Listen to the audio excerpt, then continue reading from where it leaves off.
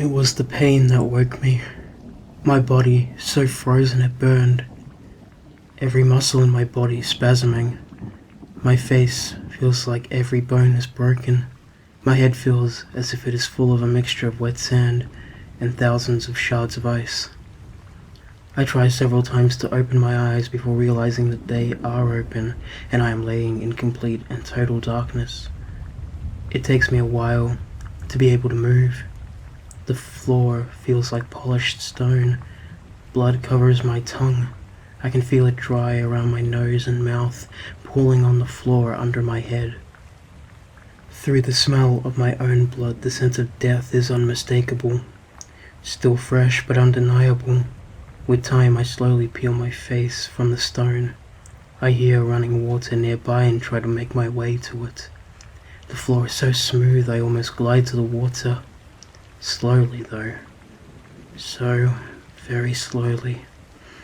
As I use my muscles more, the more I'm able to use them. So much pain though.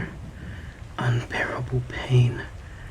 I want to curl up into a ball and scream, but I don't have the strength. After endless time, my fingertips brush across liquid. Ice is formed on the edges of the shallow, slowly drifting water.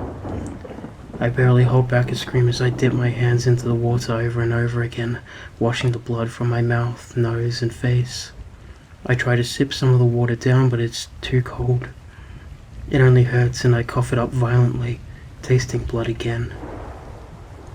I lay crying for a while, tears freezing on my face. I try to pass out to escape the pain. Eventually I manage to lean myself halfway up a wall, my legs useless as I sit, breathing in pain. I start by rubbing my hands slowly up and down my arms, warming and working the muscles. Next I move to my legs, gasping as they wake up, ice digging into my skin for what feels like hours until I'm able to wake them and warm them up. As I force my body to start working, the blood starts flowing. 3 thoughts chase each other in circles within my mind. Where am I? How did I get here? Who am I? With time, my body becomes my own again. On hands and knees, I make my way around the room. The floor and walls are made from the same polished stone. The edges and corners are smoothed and rounded like a bottle. Smooth and seamless. No doors or openings of any kind. A small stream of water trickles along one wall, coming from several tiny holes in one wall and escaping from several holes in the floor. I must have been dropped from above. An obolette. The only thing with me in this small room is the corpse. A woman from the feel of it. Long hair with a slight wave, slender body with a broken neck, and her skull caved in on one side. She seems to be wearing a simple dress but made from heavier material. Good for winter. I carefully slide it off of her, trying not to get her blood on it. I wrap it around myself best I can for extra warmth. Her shoes are small and useless, but her stockings I slide over my hands and arms. There's nothing else on her. The sound of trickling water should be calming, but instead it's driving me insane, echoing off the bare walls. I move back against the wall, trying to warm myself more. I lose myself in my thoughts again. Where am I? How did I get here? Who am I? Who is she? And how did she die? Her dress smells good, like baked goods, sweet pastries, cakes, chocolate, vanilla. I bury my nose deep into the fabric and inhale deeply, breathing in the fragrance. An image flashes across my memory. A room packed with a table and chairs of polished wood, full of people, laughing and talking as they eat their sweets and drink from mugs. A lively band in the corner playing joyful tunes, shadows dancing on the walls from the fire and candles. In the middle of all this merriment, a woman unlike any other. My breath escapes me as one of my questions is answered. Josephine lived in a 2-story house along the outskirts of the village, hugging the surrounding forest. Her father had built it for her mother as a wedding present. Josephine grew up very close to her parents, both very kind and loving. She had been an only child and was showered with all their attention and every material object they had to offer. For most children, this sort of upbringing would cause them to grow up to be selfish, vain, and narcissistic, more or less rotten to the core. However, Josephine was as sweet and loving as her parents. When Josephine was 16, an illness spread over the countryside, claiming the life of her mother along with countless others, and forcing her father to his bed. 4 years had passed and he had not once set foot to the floor.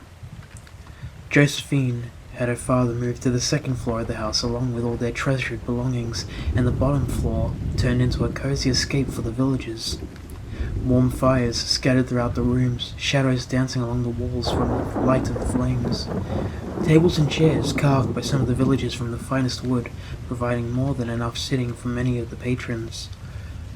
A section left open for a lively band and joyful dancing. Every day Josephine baked fresh sweets to serve to the villagers. Cakes, pies, pastries, cookies, chocolates, and several of her other creations filled the stomachs of all the patrons, and all were cheerfully washed down by her sweet liquid creations. Her specialty was a rich, warm chocolate and a dash of chili pepper, smooth, dark, and creamy, just like her. Josephine herself was like the walking embodiment of her creations, her skin smooth, soft, and as creamy as the whipped cream she topped her pies with, her lips red and sweet as her cherry and strawberry pastry fillings, her hair wavy and dark like caramel, her eyes rich milk chocolate, her movements flowing like melted chocolate, and her voice sweeter than sugar cookies. Her personality matched her special warm chocolate, soft, smooth, and as sweet as could be with just a hint of mischievous playfulness. Every woman dotted on her, every man at some point in their life was in love with her, but she made it clear to everyone that her father was the center of her world. For the remainder of his life, her world revolved around him, making sure he was taken well care of and spending every free moment by his side. Her future husband and children would wait for her if they truly loved her, for now she knew where her responsibility lay. I was a toddler when Josephine was born. I don't remember the first time I saw her, but I was always infatuated with her, as was the rest of the village. When there was a festival or dance, I would run up to her as her mother held her and offered her small treats. Her mother was kind and took the treats, saying that she would feed them to Josephine, even though I know that she was much too young for them. During free time at school, she was always surrounded by the other children. I could barely get a moment with her and never alone. As she got older and would walk home from school without the assistance of her parents, I often wanted to be the one to walk with her, but there were several others by her side, and my house was on the other side of the village. In our village, it was customary for a girl to be at least 16 before she started to be courted by the boys of the village, so I waited. I had it all planned out. On her 16th birthday, I would invite her on a moonlit walk, alone, and sweep her off her feet. Soon, I would be the only one she would want around. Over time, she would not give the others even a single thought and spend all her free time with me. Then, when she was 18, I would ask her father for permission to take her hand in marriage. The wedding would be perfect. All the men of the village would look on at us, envious of my victory, envious of me on my wedding night. What I would take from her no other man could have, my enjoyment of her, every night thereafter. Our children are a symbol of what I can have and they can't touch. It was going to be magnificent. Unfortunately, the illness spread before her 16th birthday, and once her mother died, she was always surrounded by well-meant villagers. I've yet to forgive her mother and father for destroying my flawless plans. With her grieving over the loss of her beloved mother and struggling to nurse her father back to health, it was not time to attempt to steal her away from the others for some moonlit cuddling, so I waited. I spent every moment I could watching her bake and mingle with the others. I would slowly enjoy her sweets and sip her chocolate, imagining her skin to taste the same as her cake, her lips even sweeter. I watched as time and time again the men would slink off, their tail between their legs when she turned down their marriage proposals. I, however, bided my time, waiting for the right moment. I loved being near her, her skin smelling forever of her chocolate and vanilla sweets baking. I learned her every move and schedule and Anytime she was in the village, I offered to escort her around and carry her packages for her. She would gratefully accept, and we would spend the day laughing and enjoy being with each other as she gathered her baking supplies, medicine for her father, and the odds and ends that she was in need of.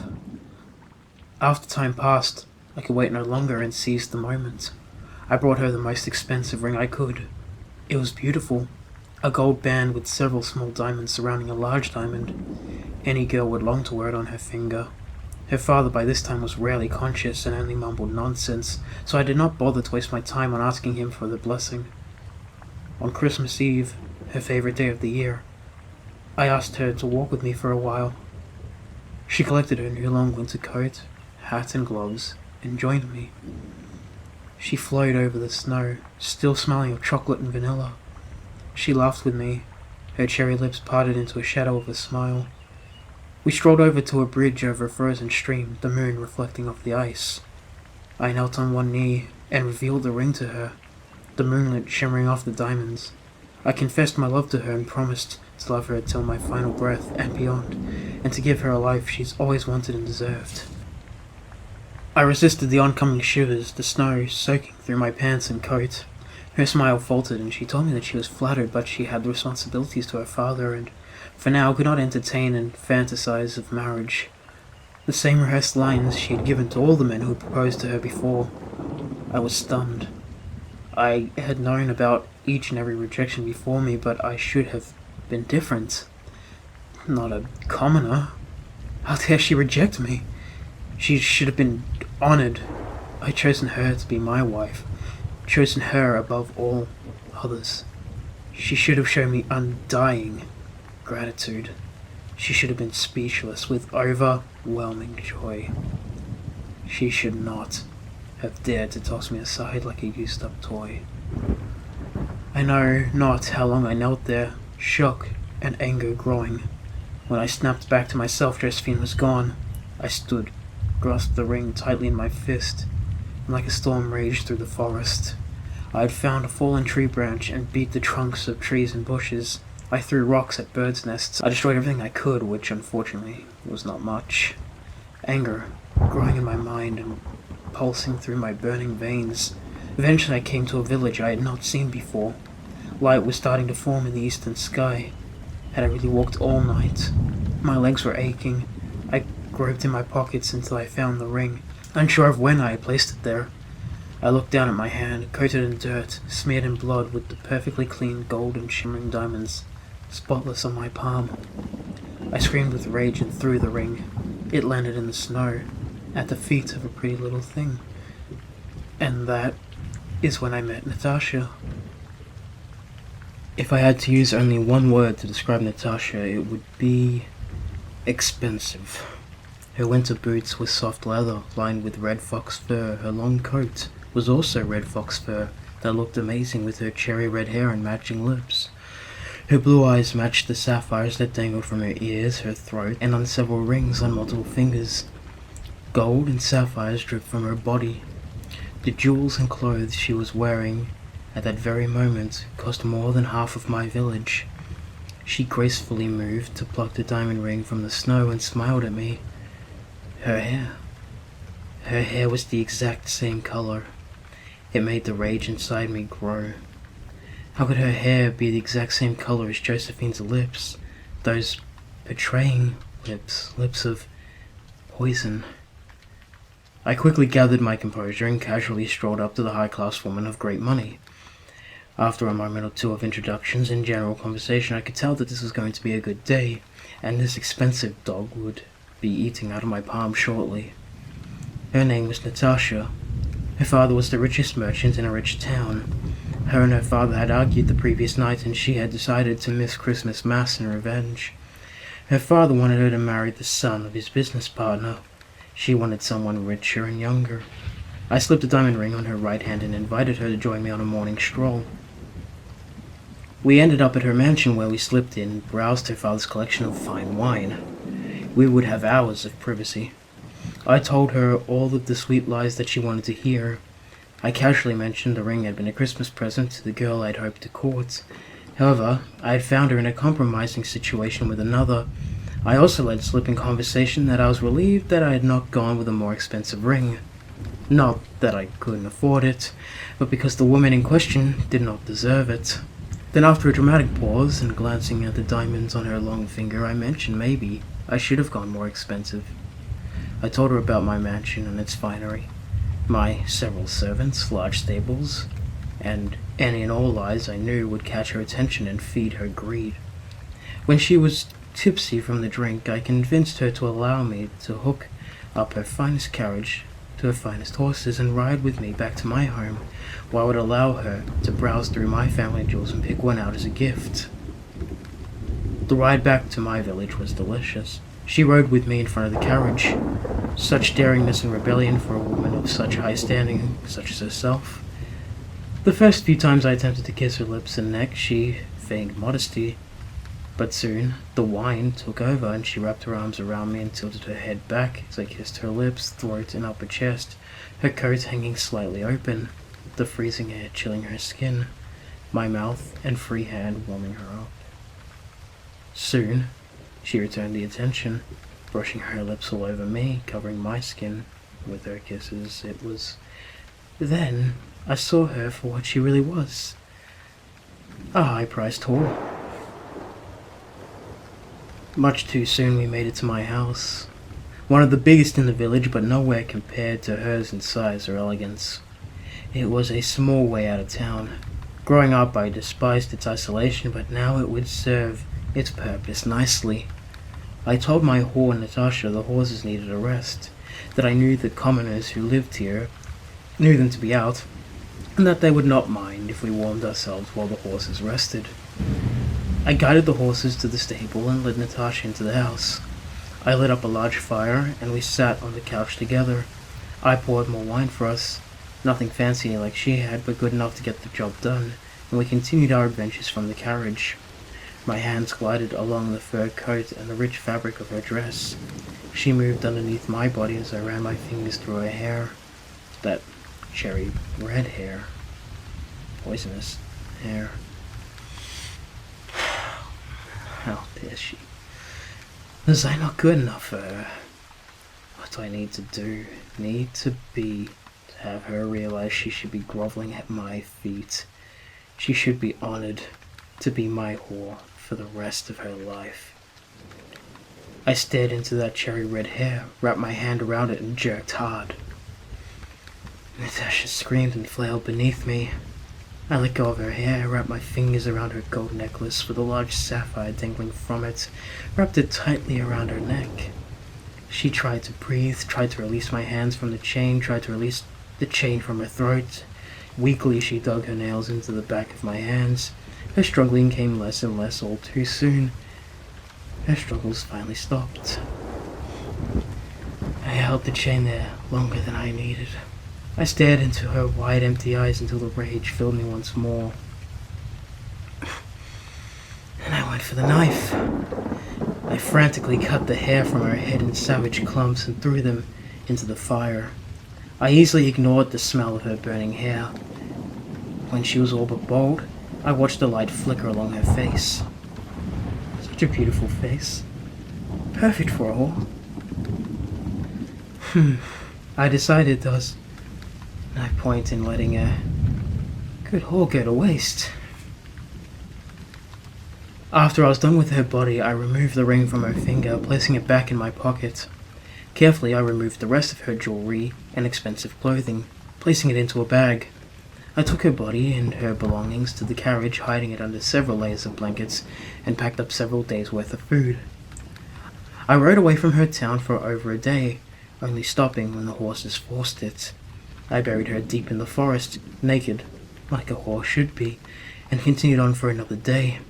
I came to a large, rich town, where I sold the carriage, horses, jewelry, and clothes. I bought a new horse, loaded up more food, made my way back home, and for weeks I stayed locked up in my house, constantly looking out the windows, waiting for someone from Natasha's town to come searching for her. My nights were sleepless at first, but as time went on, I began to relax, began to sleep more peacefully. After a month or so of no word, I realized I'd gotten away with everything. And wanted more. I spent most of my time for the next few months indulging in the pleasures of a town half a day's ride away. I had made more money than I could dream of selling Natasha's belongings. However, I could not spend it in my own village. How could I explain such sudden wealth to the villagers? So I spent my time feasting and enjoying the pleasure of the women in a town that did not know me. I soon had a favorite location with my favorite women, and I showered them with gifts to keep them groveling at my feet. Gave a false name, and even though those around me more than likely knew it, as long as I kept providing them with the gold, they didn't care. I first viewed Shell watching me through a window. I was in a bedroom with 3 of my favorites, and we had left the curtains open. Shell met my eye when I saw her. I could see the want in her eyes. She wanted me. She wanted to be one of the women I was with. She wanted my attention, my affection. More urgently, she wanted to lick the remainder of my last meal from my fingers. I kept eye contact with her as I enjoyed the women to their fullest potential. Tears threatened to fall from her soft grey eyes, her pale, blonde long hair circling her body. Her simple white dress, clean, but that of the lowest peasant, tight on her thin body. When I'd finished with the woman, I closed my eyes for a moment, and when I opened them again, Shell was gone. From then on, I would watch her. She would always be watching me through the windows. I would hold back on my feasting and pleasures until she showed herself. I knew she would if I gave her enough time. If I was feasting when she arrived, I would eat slowly, enjoying each juicy mouthful, slowly licking my fingers clean, ordering dish after dish, watching the longing in her eyes. She would lick her lips and place her hands over her stomach, the hunger shining in her eyes. If I was with my favorites when she arrived, I would pleasure them for hours, making sure Shell saw all and could hear their screams of pleasure, making sure she knew I was there, but never allowing my favorites to know. This was a secret between only myself and Shell. I pleasured in torturing her, letting her know with my actions that I saw her, knew what she wanted, knew what she longed for, but would not give it to her. She was forsaken to watch me give it to others. My heart soared while I watched her heart break, watched her long for me. When I saw her start to reach her limit, about to go insane, I changed my tactics. I knew which window she would be at and when, so I started to leave her little gifts. Nothing too big, she just needed to keep her standing in life. She would be able to eat a juicy red apple as I feasted on chicken and pork. She would grasp at her new small wooden heart pendant that hung from a simple chain from around her neck as she watched me with my favorites. I knew how to keep her holding on. I saw in her eyes that when I needed to give her more and just how much to give her.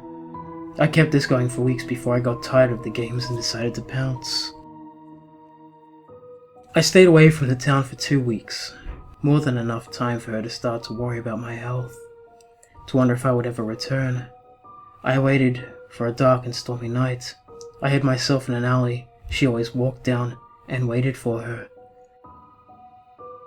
I eventually saw her slowly making her way along the freezing mud, her arms wrapped around her body, shivering, her hair drenched. When she got close, I stepped in front of her and shoved her hard against a wall just as she noticed me. She only struggled for a moment, but when she realized it was me, she became completely compliant, doing all I wanted with such gratefulness I could barely hold back my laughter. I slid the diamond ring onto her right hand. She gasped with shock and pleasure as she saw it for a moment during a flash of lightning. Before she reached her maximum pleasure, I whispered in her ear, asking her if she would do anything to pleasure me. She nodded frantically as I stared at the back of her head. I wrapped my arm around her body and slid my knife deep into her chest, my other hand covering her mouth as the thunder rolled, hiding her muffled scream. She kept her promise, pleasuring me to the fullest ability at that moment. The rain washed her blood from me as I slid the ring from her finger. I let her body drop to the mud where it belonged and walked away. The next time I was with my favorites, I heard her name mentioned in passing, but nothing more. No one cares about the homeless. Not long after Shell's demise, I received a letter from a friend of my father's informing me he would be visiting for the week, and would be bringing his daughter Sophina with him. I was puzzled as to why he wanted to see me. My father had been dead for years, and I'd never been particularly close to any of his acquaintances. I packed away most of my money and hid it in the stables along with the diamond ring. I knew not if this man or his daughter were thieves and wanted to keep the riches for myself. I bought food and drink to last throughout their visit, and waited. The man, as short and round as could be, stepped from his carriage, or stumbled would be more accurate, and began scurrying around, checking on his daughter, the baggage, and the horses, finally coming to me to shake my hand and tell me the usual niceties that go along with meeting after a long absence. I watched as his daughter was helped from the carriage. Her dark black curls fell around her plain face and average body. She yawned as she exited the carriage and stretched as if waking from a long sleep. After their baggage was placed in their room, Sophia lay down to rest, and her father sat near the fire with me. He rambled on, talking about pointless subject after pointless subject, droning on and on. My mind kept wandering, and for hours he failed to notice my attention was not on him.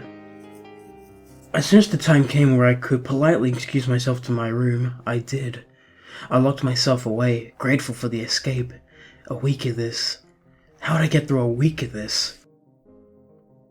The next day I settled on a different strategy to get through the week. I invited his daughter to go out on an outing with me. She declined, remarking it was too tiring to walk or ride horses, and once we got to where we were going we would have to turn around and come straight back, so might as well stay here rather than waste the time and effort. Lazy does not even begin to describe the waste of a lump that called herself Sophina. She lazed about, only moving when forced to. She expected her father to do everything for her, and if he wasn't within calling range, she would give me a sad, pleading look and pout until I did what she asked. I went from host to servant. By the second day, I decided she would die. On the fourth day, when she started to make advances towards me, I decided her death must be painful. For the week they were here, I was polite as I could be, Sophia's servant, or, more accurately, slave. They devoured all the food in my house, and just as supplies ran out, they decided it was time to leave. When they'd finally gone, I'd slept for 3 days to recover from the whole ordeal, and then I got to work. I waited a week or so before sending Sophina a letter telling her how much I missed her presence and voice, how much enjoyment I got from her company, and sprinkling the letter with confessions of affection and longing. At the very bottom of the letter I revealed to her that I had fallen for her the moment my eyes settled on her, and I had to use all my strength not to sweep her off her feet right then and there. However, her father had spoken to me and made it painfully clear that I was not to pursue a relationship with her, and that she needed to burn each of my letters after she read them so that her father would not discover our love and sever our communication. She was not to worry though, for I would continue to send more and more letters to her, and if she was patient, we would soon elope, and she would spend the rest of her life in a large manor with servants. Every few days I sent her a new letter, filling it with as much romantic fluff as I could muster. She was much easier to handle when our only communication was letters. I was surprised every time I received a letter in return. I was truly shocked she would find the energy to hold a pen long enough to respond. From her letters I could tell, when she reached her peak of anticipation and longing, I sent off my second to final letter to Sophia telling her that the time had come for our elopement. I would ride to her village and find the perfect meeting place for us, and send her one final message telling her when and where our little rendezvous was to occur. I gathered the needed food and supplies for the journey and started on my 3-day journey to see Sophina. I told no one from my village I would be leaving, not that anyone would notice. I rarely got visitors, and by this time, the villagers were used to seeing me gone for weeks on end. I searched the forest around Sophina's dwelling. I had to make sure I had not gone too far, for she would not be willing to travel long distances for any reason by foot. It took hours before I found the perfect tree. I sent her a message telling her to walk down to the stream behind her and follow it east. I would be awaiting her arrival. I again told her to make sure to burn all my messages so we were not found out. I told her I had several presents waiting for her. Moving slower than a snail, Sophina oozed her way along the bank of the stream. I feared she was about to give up and lay down for a rest, so I called for her and rushed to meet her. I wrapped my arm around her and carried her to the blanket I prepared, a late-night snack of all her favorite delicacies. We sat and ate as she sipped the special wine I prepared for her. Halfway through her bottle, she fumbled over her words, yawned, and slumped over fast asleep. I had perhaps an hour before she awoke, so I got to work. I bound Safina's wrists and ankles tightly to the tree, her back against the trunk. I kissed her cheek as I slid the ring on her right hand. I wrapped extra rope around her hand, binding it to the tree to make sure not to loosen it in the feast that was to come. I sat and continued to eat and sip my own wine until she awoke. The tight gag prevented her from screaming. I finished my meal and walked up to her and withdrew a knife. Her dark curls swung as she shook her head violently. She tried to talk through the gag, but barely a muffled whine escaped. With great pleasure, I slowly slid across her stomach, deep enough to allow blood to flow, but not an instantly killing wound. Her muffled pain brought me inconceivable joy. I gathered up my belongings and walked across the slow-moving stream, hiding myself deep in the bushes and waited for the feast to begin. Soon, short, dark figures on 4 legs crept into the moonlight. They growled quietly to each other at first, then the smell of blood became overwhelming to them, and they feasted.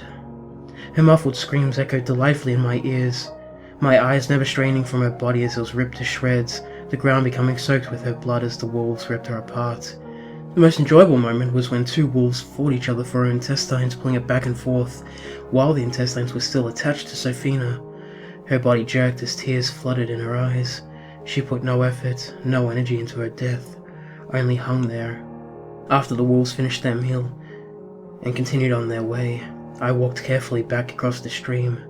I removed my ring from her finger and released what was left of her mangled body to fall to the ground as I bagged up the rope, gathered my things, and left. Safina would never have to lift a finger again, and if that was her dying thought, she died happy. I first saw her on a hot summer night. She was simply standing there, staring at me with cold grey eyes. Such cold eyes. Even on the warmest day, they sent cold shivers down my spine. She would catch my eyes, hold my gaze for a moment, then turn and storm away. She wanted me to know that she was watching, wanted me to know the cold fury within her. She was not ready to approach me. She looked familiar, but I could not place her. After Josephine's rejection, I cut off all contact with her, but I did need to enter the village from time to time. The grey-eyed girl was in the village waiting for me. She stood in front of the baker's, the butcher's, the general store, the forest near my home, on the side of the road, then would just turn and walk away. For over 2 weeks I saw her every day. She was getting under my skin. My anxiety levels were raising, my sleep was no longer restful. Nightmares swallowed my dreams with screams, blood and water. 2 weeks in, the staring was no longer enough for her. I came home to find my front room filled with animal corpses, decaying corpses. She must have been collecting them for months. The smell was unbearable, made worse by the summer heat. Liquid seeped into the floor, flies played on the bodies as my stomach emptied into the flower bed near my door. I paid some of the villagers to remove the bodies and burn them. The floor had to be pulled up and replaced. The smell still lingered. Mutilated animals appeared in my bed. My food and drink was broken into and filled with maggots and other slimy creatures. My horses were slaughtered, their remains spread around my yard, smeared onto the side of my home. I started to chase after her every time I saw her, but she slipped into the shadows and drifted away without a trace. I began to spend all my time away from home. My stomach cringed and twisted with anticipation of what new horror I would find next. Most of my time I was spent with my favorites. I drank more than I should have, checking and double-checking all I consumed, expecting to find little unwanted extras. I knew it was only a matter of time, for I saw her in that town as well, staring at me through the window, her cold, grey, piercing eyes, her long hair, black as death. One night, while I was with my favorites, I realized who she was. We were in our normal room, having our fun. The money from Natasha was starting to run out, but I had great need for pleasure at this time. My only escape were these moments before passing out from the drinks. I looked to my side and saw a ghost in the flash of lightning, grey eyes staring at me through the window. I jumped, startling my favorites, and rushed to the window, but she was gone. I felt the blood drain from my face, while my thoughts swirled in chaos. Then, a moment of clarity filled me with intense rage, and I took that rage out on my favorites, taking pleasure in their pain and screams as I violently enjoyed their bodies. My pleasure was short-lived, however, for they were interrupted. I was thrown onto the street, blood covering my skin. At first, only that of the whores, but as I was surrounded by men of the establishment, I knew that must soon be mixed with mine. I soaked in the mud for hours before I was able to drag myself up and slowly make my way to a place that would take my money without question and allow me to clean myself. I spent the next week healing before I was well enough to begin my revenge. I stalked the streets at night, hunting for her. She made it almost too easy to find her. Those eyes, so much like those who could only be of her sister. I stayed out of her sight and followed her. I learned where she got her scraps of food, where she lay her filthy head at night. Her name, my personal demon called herself Rochelle. I followed her as she searched for me, followed her to my home. I did not follow her inside, but I would learn soon enough what new defilement she inflicted upon me. I learnt all I could about her, then took my sweet revenge. Rochelle lived in a small shack outside of town. I watched as she left to scrounge up some meager scraps for her last meal. I slipped out of the starting storm and into a one-room rat hole. Scraps of cloth for a bed and a few scattered, insignificant objects littered the dirt floor. I tossed my bag of tools into the nearby corner and stood against the wall near the door. I leaned my sledgehammer against the wall beside me and pressed myself against the wall, waiting for her to return. I tightly held the leather in my hands, letting it dig into my palms as I squeezed tighter and tighter. The storm was picking up fast. She would not be gone long. I tensed as I heard her approach. She slowly drifted through the door, her arms wrapped tightly around herself. Her hair hung in tangles to her knees, wrapping around her body. She was drenched through and through. As soon as she swung the door closed behind her, I pounced. I tightened the leather around her throat, kicking her knees out and dragging her to the ground. When she grew weak, I slammed her face over and over again to the ground until she was almost unconscious. I rolled her onto her back, placed a diamond ring on her right hand, stood, and grabbed the sledgehammer near the door. I waited for the next lightning-striking roll of thunder, and struck. I brought the sledgehammer down on her left knee, the roar of the storms covering any sound that might have escaped her swollen throat. With the next 3 strikes of lightning, I destroyed her right knee and both arms. She lay there, choking on her sobs, her face soaked from rain and tears, her cold grey eyes full of fear. It was finally time to have my fun. I told her about her sister, how I used her, how I knew what she wanted and toyed with her emotions for no reason other than enjoyment. As I shared my stories, I used my knife on Rochelle, the same one I used on her sister Natasha and Sophina. I didn't bother to mention Natasha and Sophina, however. Their deaths would bring her no pain. I slid the knife through her skin, leaving small holes. I used my fingers to open the wounds wider, playing with her insides, careful not to rupture anything. I stripped us both down, and minute by minute, covered us both with blood. I had my way with her as I told her in great detail about her sister's death, entering her in ways that were not meant to be entered, every wound of hers growing larger as my pleasure grew. I no longer worried about injuring her insides, I only enjoyed her slick warmth. I held myself above her, panting heavily, full of ecstasy. I stared into her eyes as she drifted into oblivion. I lay on her until her blood began to cool. I stood, placed the diamond ring back in my pocket, gathered up my clothes and tools, and walked into the storm. Repairing my home would take weeks and the rest of my money. I paid who I needed and decided to take a rather long holiday. I walk, sleep on the ground, no particular destination in mind. I continued on my way until I reached a large, rich town. I originally planned on slipping through it.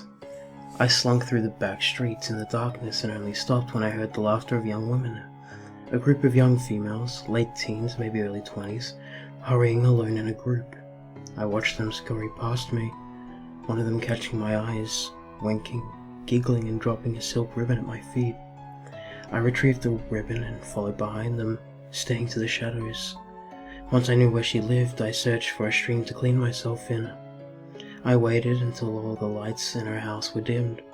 I carefully tossed pebbles at her bedroom window until she answered. She leaned out her window, peering into the darkness, and I stepped out of the shadows and waved to catch her attention. She saw me, smiled, waved and rushed back inside, and within minutes slipped away from her cozy home and into my cold arms. Even in the night I could see how silky her pale skin would be to touch. The moonlight made her bright green eyes sparkle, her pale skin even paler in the moonlight. What little clothing she wore hugging her body tightly. She threw herself at me, kissing me passionately. I had her over and over again that night, there in the alleyway. She couldn't get enough of me. For several weeks she set me up in a small, out-of-the-way inn. She provided me with everything, and left a little extra spending money every time she left my bed. Never enough for me to clean myself up properly, but enough to keep me satisfied. During the day I would wander the streets. During the nights she would enter my bed. One afternoon I glanced at her on the street with a small group of her acquaintances. I strolled to her, smiling, and gave her a low bow. She turned her nose up at me in disgust and hurried by. She treated me like trash in the street, like scum. I was stunned and slunk back to the inn. I spent the rest of the day laying in bed wondering what to do next. She silently strutted into the room without warning, and before I could collect my thoughts, she covered my mouth with hers. Hours later I lay beside her, trying to catch my breath, and I inquired about her actions. She laughed. She laughed? She, couldn't be seen associating with someone of my standing. She was an aristocrat. It would soil her reputation to be seen with me. She laughed again and tossed some gold on the table. I was her secret whore.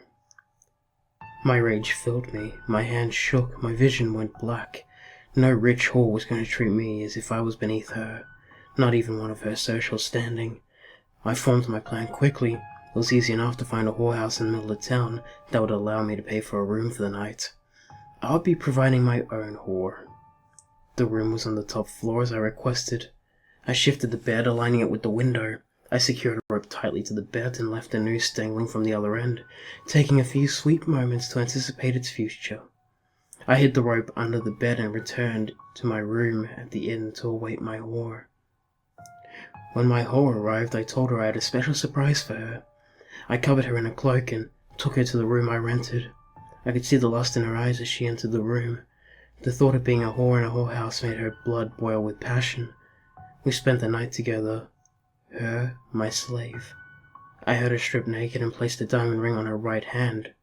I degraded her, used her, named her my whore, and she loved every moment of it. Just before dawn, when she would need to leave my side to slip back into her own cozy bed, I grabbed the noose I'd hidden beneath the bed and looped it around her whore neck. I jerked it, tightening it, pinning her to the floor, her movements becoming slower and slower, and yet I continued to pin her, choke her long after she no longer moved. When the satisfaction seeped out of me, I removed my ring from her right hand, gathered up my clothes, and dressed quickly. Gathering her clothes, jewelry, and money took minimal time. I listened to her noose just long enough to pull her hair loose and let it hang free. I took great pleasure in tightening the noose once more and tossing her naked body out the window. The rope slid along the edge of the window for a moment, then heard only the rope creak as her body swayed in the morning light. After acquiring a horse, I returned to the whorehouse only long enough to view the gathering crowd. Her body had been cut down by this time, but the streets were alive with gossip. I smiled and urged my horse onward. I would sell her belongings in the rich town I encountered. I decided to return home and check the progress of my repairs. As I left the town, a shadow of a thought crossed my mind. Then it dissolved as quickly as it arrived. I knew not her name. Lithia was Josephine's cousin and closest confidant. She was the same age as Josephine, and a poor imitation of her. Her hair was a simple light brown, her eyes a plain dark brown, her skin pale and clear, but not significant, her lips easily looked over. Both of her parents were taken by illness after Josephine's mother. She was now the taste tester for all of Josephine's creations. Josephine was making more than enough money by this time, so she hired Lithia as a live-in nurse for her father. Part of the payment was as many sweets as she desired. Lithia took full advantage of this arrangement. She did her duties as a nurse to Josephine's father, and did them very well. However, she quickly began to replace her clothing to fit her growing girth. She was still at a respectable weight, but this would not last much longer. My plan of revenge formed in November, Lithia at the center. I started by sending her small anonymous presents and letters of affection, much like the ones I sent Sophina. I spent weeks anonymously courting her, and spent more and more of my time in town. I managed to make my way near enough to her to overhear her chatting away excitedly about her secret admirer. She fawned over the presents and lost her breath over the letters, excitement running through her voice as she speculated who her admirer might be. By mid-December, Josephine was worried and cautioned Lithia. I overheard her concerns, questioning what sort of man would go so long without revealing who he was and what his intentions were. To my pleasure, Lithia did not heed her warnings and continued to daydream about her secret love. The snow fell and time passed. Christmas Eve was close at hand. I began to stalk Lithia at night, becoming more and more obsessed as I saw her with Josephine, more and more. Lithia spent most of her time filling her stomach with sweets while Josephine baked and listened. Lithia was growing lump, sitting there night after night, with no purpose in life. Josephine was soft and warm, every movement liquid, almost a dance as she created her sweet delicacies. I wanted to feel her cherry lips against mine, wanted to run my fingers through her caramel hair, wanted to taste her vanilla skin. I wanted her. The day before Christmas Eve arrived, I sent Lithia a final package, the diamond ring with the letter. In the letter I confessed my love for her and informed her the ring would be an indication to me as to if she would prefer for me to leave her life forever, or if she wished for me to reveal myself. I told her I'd be at the Christmas Eve party Josephine held every year, and if Lithia was not wearing the ring, I would cease sending her letters and presents and allow her to continue her life without me. However, if she wore the ring on her right hand, I would reveal myself to her on Christmas Day. I also requested her not to tell anyone of the ring just yet. If she chose to accept my offer, she was to place the ring on her finger Christmas Eve, but only when she went to have her breakfast. To my pleasure, she obeyed. Before daybreak, I entered Josephine's house and hid myself away in the pantry. Lithia was the first to awaken as expected. Joyfully, she stumbled her way down the stairs, the diamond ring on her finger. She selected her favorite breakfast pastry from the countertop, a single-serving sized chocolate cream pie with vanilla swirl and homemade peppermint whipped cream. She sat hungrily at a small table, her back to me, halfway through her pie. The same type of pie she always had for breakfast. The poison flooded her system, and she collapsed onto the table, dead. I smiled to myself, continuing to be silent as I waited for Josephine. Time passed and Josephine gracefully made her way downstairs. Her loose hair swayed as she stepped. Her beautiful eyes flashed and sparkled. Her skin was whiter than the falling snow, her lips still sweeter than cherries. The dark blue dress she wore fit her body perfectly, showing her delicious curves and allowing her body to move with liquid grace. She lightly sung a Christmas tune as she entered the kitchen. Josephine called to awaken Lithia, laughing, telling her to return to bed if she could not stay awake. Her laugh faded as she cautiously repeated her cousin's name. She made her way around the table and shook her cousin lightly, feeling the coldness in her skin. She instantly realized its meaning and gasped in horror as she gazed upon the diamond ring. She backed away from Lithia, right into my awaiting arms. I wrapped my arms around Josephine, one hand covering her mouth. She gasped once more before the shock overwhelmed her, and my lovely Josephine fainted in my arms. I removed the diamond ring from Lithia's unworthy hand and placed it where it belonged, on Josephine's left-hand ring finger. Perfect symbol that she would be mine, forever. I found her long winter coat, wrapped it around my love, and carried her into the falling snow. I found the oubliette while following Rochelle to my house. I stumbled across a small cave and hid within its walls. I noticed something interesting about the floor and took note of my location. The following day I returned to explore my discovery. The cave was very small. In the middle of the stone floor was a pit. A long rope had been tied to a rock to allow access to the dark pit. By torchlight, I explored the small room. The walls had been polished smooth, not a single crack in the stone. A tiny amount of water trickled through the holes in the wall, hugged another wall as it slowly flowed and escaped through the tiny holes in the floor. Such a brilliant idea. Water to keep the prisoner alive so that they would slowly starve to death, much more suffering for much longer. That is, of course, unless you decide to feed them. I decided to keep Josephine here until she admitted we belonged together and promised to be mine, forever. I would allow her to use the rope to climb down so she wouldn't injure herself. I would even toss down her coat and blanket to keep her warm as rewards if she did what I asked. I would leave her here for a few days, alone, with only her thoughts. She would suffer without me. She would only find warmth and comfort in my arms. I laid her down, removed her coat, and waited for her to rejoin the conscious world. She smelled so sweet, the chocolate, the vanilla on her skin. I smelled her over and over until she woke. Then, things went terribly wrong. Josephine yelled and screamed and fought back. She tried repeatedly to escape the cave. She would not go down willingly into the pit. I struggled with her, barely pinning her to the floor, and pulled the rope up, trying to use it to bind her. Maybe if I could bind her and get her to calm down, she would come to her senses. At the moment I started to wind the rope around her, she somehow freed her hands, clawed at my face, and kicked me in the most inappropriate of places. She took advantage of my pain and almost managed to escape. Without thinking, I pulled her back towards the opening of the oubliette.